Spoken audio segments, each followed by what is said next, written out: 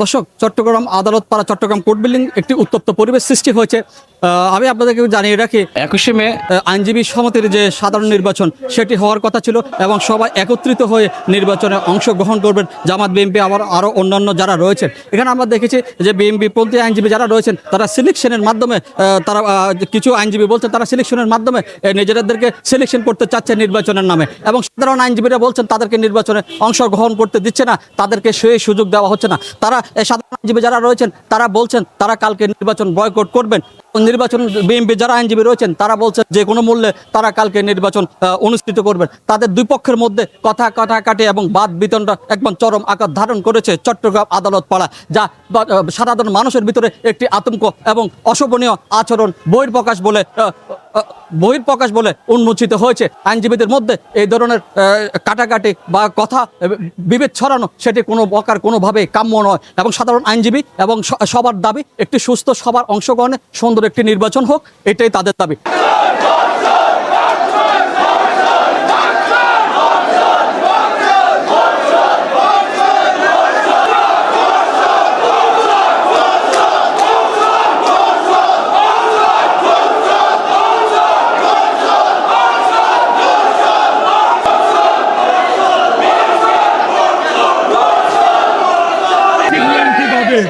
তাহলে আপনারা ভয় পাচ্ছেন কেন?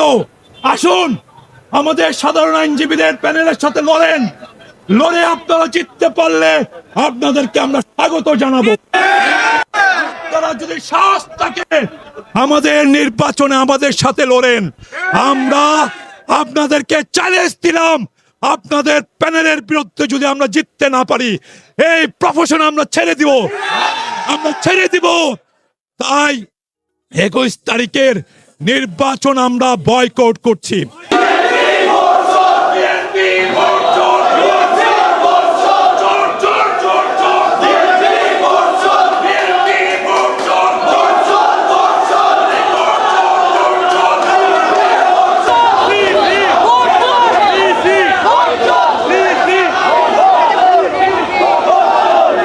নির্বাচনে যখন আওয়ামী লীগ ক্ষমতায় ছিল তখনও তারা নির্বাচনে অংশগ্রহণ করে তারা আমাদের কাছে জয়যুক্ত হয়েছে, আমরাও পরাজিত হয়েছি।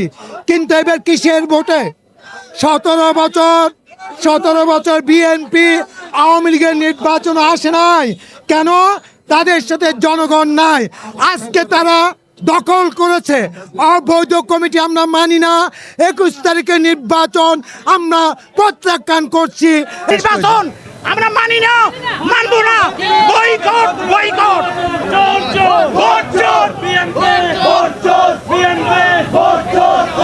তারা মব করিয়ে এইভাবে নির্বাচন কমিশন দখল করছেন। আর এবারও একই পদ্ধতিতে তারা নির্বাচন কমিশন অবৈধ ফরমাইশি নির্বাচন কমিশনের মাধ্যমে তারা একটা অবৈধ নির্বাচন দিয়ে তারা আইনজীবী সমিতি দখল করতে আর ইয়ানোর প্রতিবাদ করছি। এবং আরো ইয়ান যদি তারা নির্বাচন যদি বয়কট করছে, সাধারণ আইনজীবী বৈঠক করছে, ইয়ান যদি তারা করে ইয়ানোর ফল তারা তুফান করবে। আইনজীবীদের পক্ষ থেকে বয়কট করা হয়েছে। সহস্রাধিক আইনজীবী আজকের এই গণমিছিলে, কালো পতাকা মিছিলে অংশগ্রহণ করেছে। সবাই আগামীকালকে এই নির্বাচনে ভোটদান থেকে বিরত থাকবে। আমরা আগামী নির্বাচনে রিশিডিউল চাই, নতুন করে নির্বাচনের তফসিল ঘোষণা করে সকল আইনজীবীদের সকল সদস্যের অংশগ্রহণে এই নির্বাচন সুষ্ঠু এবং নিরপেক্ষভাবে নতুন রিশিডিউলের মাধ্যমে হোক। সেই ইতিহাসকে আমরা আজকে বাস্তবায়ন করার জন্য 133 বছর ইতিহাস বুলন্ডিত করছে।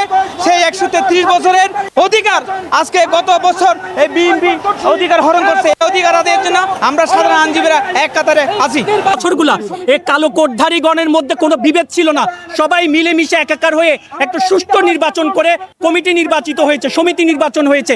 কিন্তু গত বছর থেকে এ বছর পর্যন্ত এককভাবে নির্বাচন আমরা সাধারণ আইনজীবীরা মেনে নেব না। তার সহযোগী সংগঠন, অঙ্গ সংগঠন সবগুলো নিষিদ্ধ কার্যক্রম।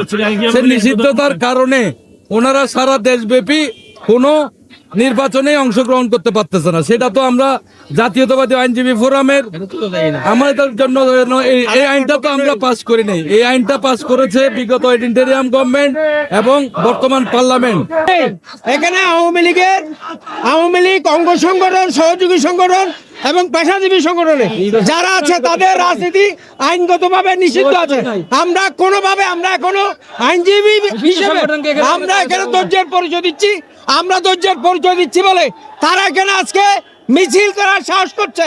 আমরা বলতে চাই তারা নিষিদ্ধ সংগঠন, নিষিদ্ধ সংগঠনের কেউ এখানে রাজনীতি করতে পারবে না। চট্টগ্রাম কোর্ট বিল্ডিং থেকে মামুন আহমেদ, বীর Chattala TV. HM Expert B500 CWR স্বাধীনতার সুবর্ণ জয়ন্তীতে নতুন বাংলাদেশ গড়ার প্রত্যয়। HM Steel